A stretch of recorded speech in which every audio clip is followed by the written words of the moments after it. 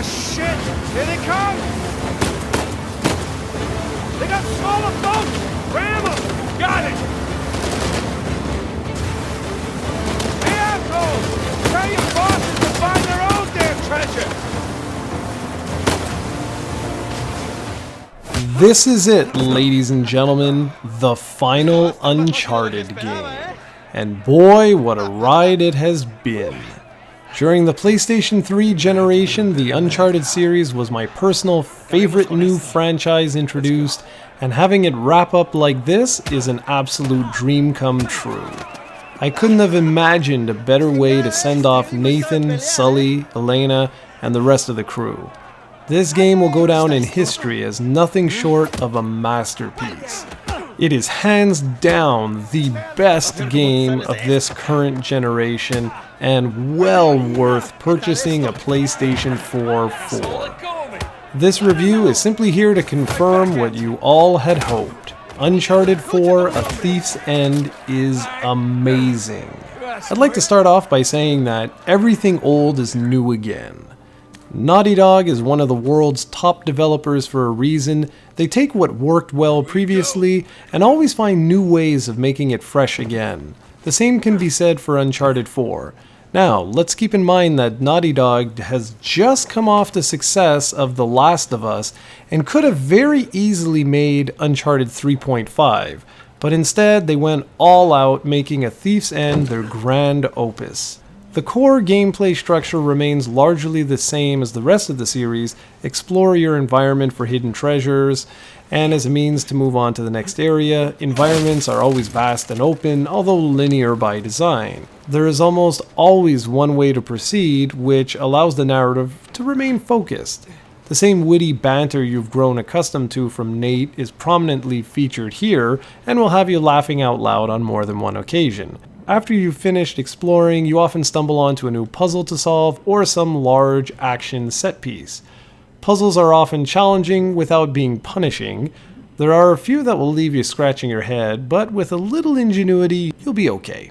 As for the combat, it feels so much more refined than any of the previous games in the series, and for good reason. Naughty Dog has learned quite a lot over the past decade. The same cover-based gameplay is here, however stealth mechanics have been greatly improved upon. While this isn't meant to be Metal Gear Solid, for example, you can now hide in tall grass, perform vertical stealth takedowns, and use the newly introduced grappling hook in order to move from one cover to a far-reaching cover on the other side of the map. Now this is very important too, as most of the available cover is destructible and isn't going to last very long, particularly on the higher difficulty settings. It's also possible to mark enemies so you can see their location while in cover, another extremely useful tool on the more challenging gameplay modes. You can see The Last of Us's influences almost everywhere in the game. During key exploration scenes, the NPC following you will have a communication prompt appear, which usually fleshes out their backstory a little bit or gives more context to their current feelings or situation. There are also other areas where things slow down to a walk, where characters get to talk to one another, and this also gives the player the chance to take in the scenery, which is incredible. The audio-visual presentation as a whole is absolutely amazing. This is by far the nicest looking game running on the PlayStation 4. The environments are gorgeous and massive, and even little touches like how nature is slowly taking over a crumbling building, or how animals traverse some hidden city are just a sight to behold. The game runs consistent throughout, even with a ridiculous amount of special effects and all of the explosions and whatnot happening. The audio is superb too, and not just in terms of music, but also the sound effects and dialogue. The entire game comes together in such a way that I often found myself just sitting back, taking it all in. Combat can be challenging, but never frustrating or unfair. Exploration is always rewarding, and the new dialogue options are a great way for you to help mold conversations in the direction you see fit. They don't change the overall narrative, but they add an element of nostalgia to many of the cutscenes. And speaking of nostalgia, the first 3 chapters of the game do a fantastic job of reminding you why you loved this series to begin with, while at the same time introducing you to a brand new tale, one that combines Nathan's past with his future. This time around, Nathan is out to find the long-lost treasure of Henry Avery and the mystery of a lost pirate city where there could potentially be hundreds of millions of dollars in long-lost gold. Without giving away any spoilers, there is so much more to this apparently simple tale.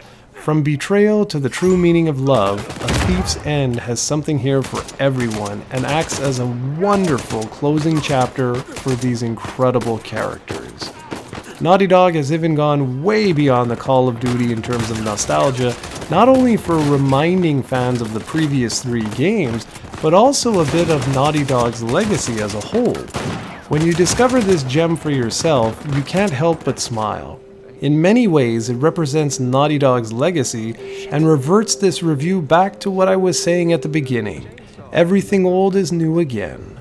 While Uncharted 4 doesn't rewrite the book on combat, exploration, or puzzle solving, it comes together in such a way that you can't help but be impressed. Uncharted 4: A Thief's End is not only the best Uncharted game to date, it is also one of the finest video games ever made. It ends one of gaming's best franchises, and while I have no doubt this will be the last Uncharted game made by Naughty Dog, I can't help but feel this isn't the last time you've heard the name Nathan Drake. Ladies and gentlemen, do yourself a huge favor and go buy this game right away and experience the masterpiece that is Uncharted 4: A Thief's End. Sic Parvis Magna. Dead end. Greatness from small beginnings. I can't believe you got away with that. Oh, we did not. No, we had our liberty taken away for a month. And what about the horse? Fortunately, we had a lot of carrots on board.